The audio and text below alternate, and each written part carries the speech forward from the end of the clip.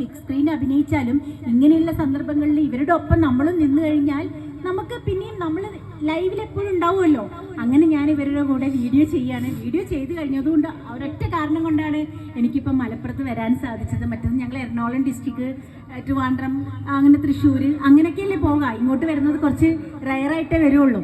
അപ്പം ഇങ്ങോട്ട് വരാൻ സാധിച്ചത് ഇവർ കാരണമാണ്. ഇവരുടെ വീഡിയോ ഒരുപാട് ഇഷ്ടപ്പെടുന്നതിൽ ഒരുപാട് സന്തോഷമുണ്ട്.